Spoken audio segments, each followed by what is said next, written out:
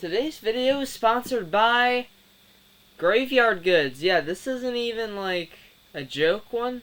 Well, it is. I'm not sponsored by the actual Graveyard Goods company, even though honestly, you guys make some quality stuff. If you want a sponsor, I got you, because this is where I got the Lighthouse shirt. They have a bunch of other things available right now. Really cool horror merch, just movie merch in general. Some really cool stuff, so go check it out, guys. Link in the description. Wow, that was a real sponsor. Kind of. Talk to Me was directed by Danny and Michael Philippou, and was released in theaters about 2 weeks ago. This is an A24 film, so, like an A24 film does, it got pretty crazy. How crazy? Crazy enough to already get a sequel put in the works. Awesome. So, let's get into the movie. If you haven't seen it yet, there will be a bit of a spoiler section. I'm going to kind of keep this one a little bit shorter today. The spoiler section, there'll be a time code right there to let you know when I reach spoilers. So, if you want to watch this section, you don't want spoilers, stop at that point, go watch the film, and yeah, come back to watch my spoilery thoughts. So, getting into the movie, I think that the direction on this is really, really great. I didn't know this going into the film, but apparently this is from YouTubers. They made a short film, and apparently A24 really wanted their idea to be theirs because they paid a lot for it at an auction. So they bid heavily on this movie, they put all their cards on this, and does it work? Absolutely.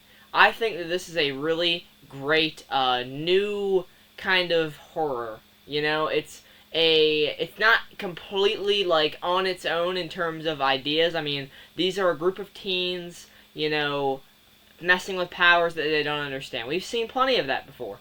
But what Talk to Me does is it makes valid reasons, and it comes up with very deep psychological solutions to you thinking, oh, why would they do something stupid like that? Why would they keep talking to this hand? Why would they keep doing this? Why would they keep putting themselves in this situation?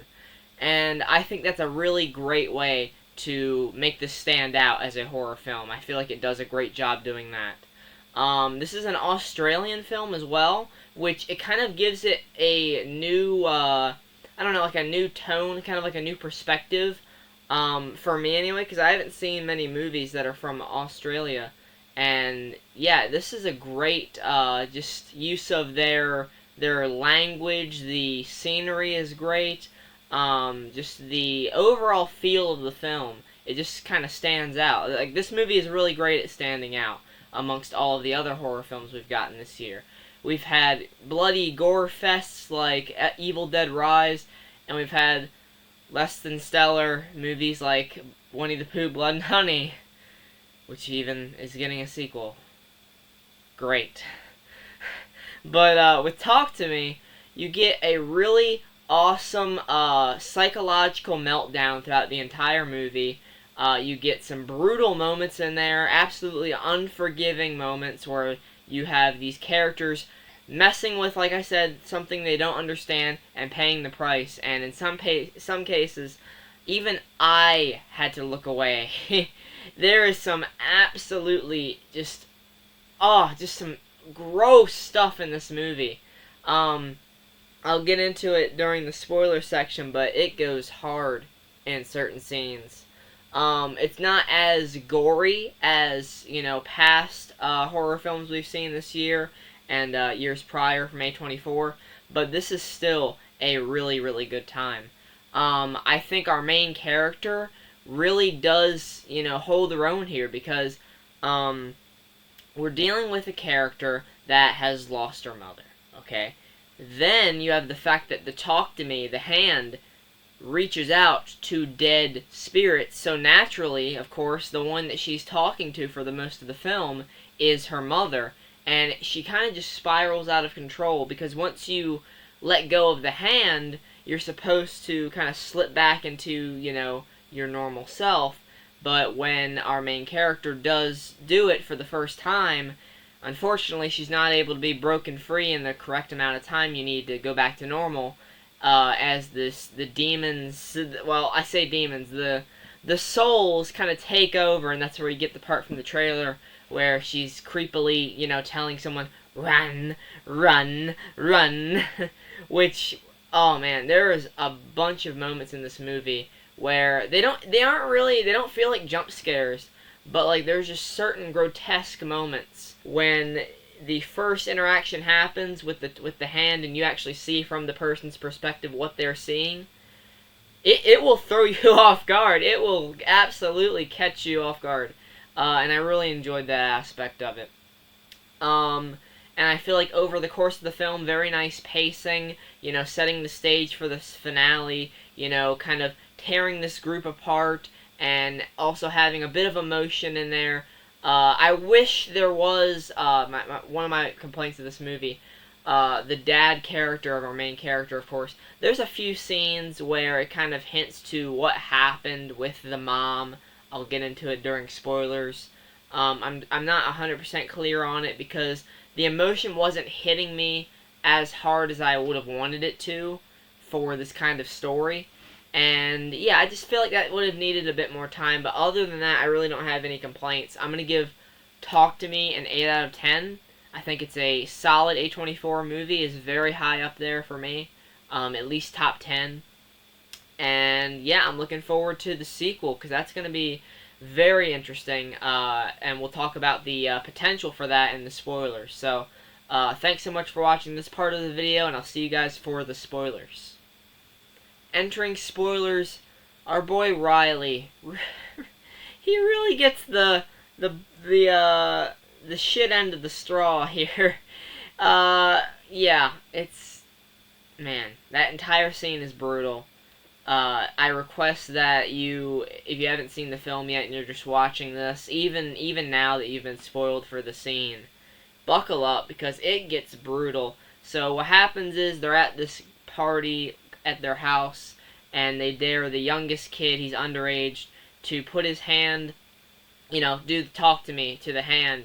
And unfortunately for him, the soul latches onto him in a very creepy way, to the point where, like, he will not let go of the hand. They can't get him off of it, and he just repeatedly starts hitting his head on the desk and then slamming it into a wall until he's just all messed up. His face is so bloodied and just torn up.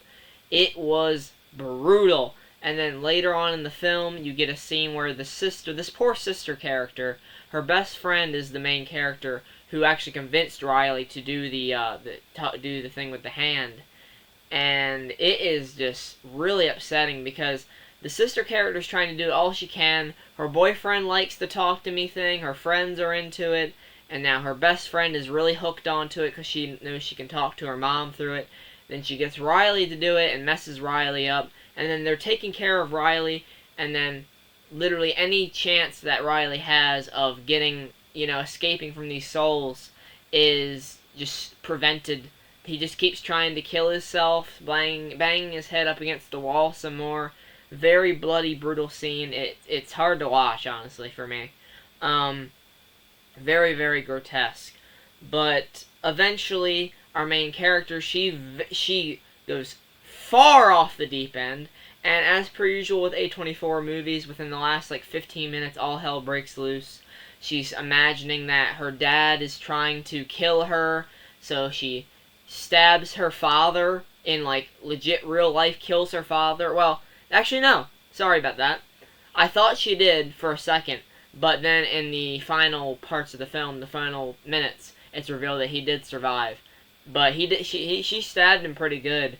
So she attempted to murder her father because she thought that he was corrupted by one of the souls or whatever, because she's being constantly tormented by these souls, and they're like, you're never going to get Riley back, he's ours now. And the only way that she figures out that she can really set Riley free is just kill him. She thinks that by killing him, it'll make the souls let him go, and he'll maybe go back to normal. Like I said, she's very messed up in the head by this point in the movie, because her mom is sending her a lot of mixed messages. The Talk to Me game has just completely corrupted her, and I feel like the mental breakdown aspect of the film was handled really well, because she goes off the deep end, man.